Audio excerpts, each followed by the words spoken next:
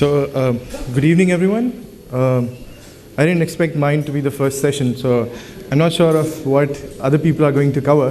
But what I thought would be relevant for this kind of a group to know, and especially when we are talking about CSR and sustainability, and when we really link that up to say how much of CSR money should actually be going towards environmentally beneficial projects, because of course Schedule 7 does allow us to spend on environment and sustainability. Now, thinking beyond just CSR, thinking beyond sustainability, we at KPMG, we thought, how do we take sustainability really to the boardrooms? How do we make sure that sustainability is discussed very seriously in the boardrooms? We thought about it. We thought, what makes sense to CEOs? It's money, right? So whenever you're talking about anything in a money sense, be it profits, be it the negative impacts that are being created, and then in monetary terms. So we came up with this new vision that we call True Value, a new vision for value, wherein what we tried to do is that we tried to tell companies that they have to now go beyond thinking just about sustainability as a good thing to do. They have to think beyond sustainability as a small department on the sidelines which manages CSR or manages environment, but bring sustainability into the limelight, because we need to do that now. In 2011, we did a small research in which we again tried to involve board of directors to tell them on, do they know about what do they expect from the future? What do you have to expect from the future? So we came up with this study called Expect the Unexpected, in which we identified 10 sustainability mega forces, in which we said that these are perhaps the most relevant mega forces which are going to affect businesses in the future.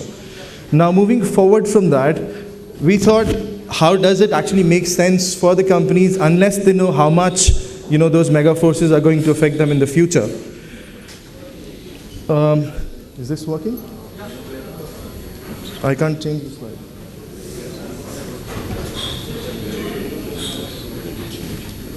All right, okay, thanks, sorry. So,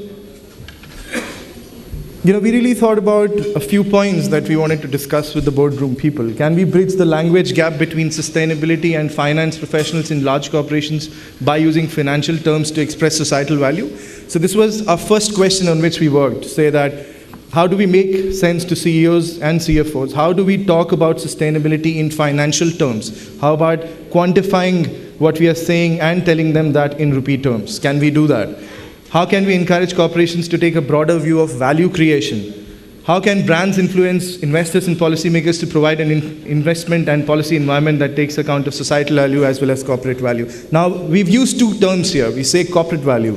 Then we are saying societal value. Now, what we are trying to do is we are trying to bridge the gap that is there to really tell the boardroom that we have to make a link between the societal value and the corporate value.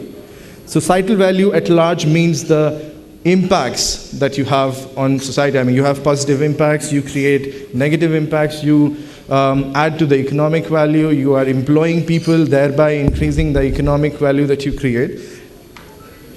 So we wanted to tell the boardroom that in your supply chains, for example, you have upstream activities, you have your own operations, you have something that goes beyond your operations. And while doing all of this, you need some of those externalities that you're creating, you are actually ignoring those externalities, because you are not, while you're not giving them a value at this point in time, what you're doing is that the actual impact is not being measured. So we say that so here we have taken an example of electronics goods manufacturer. We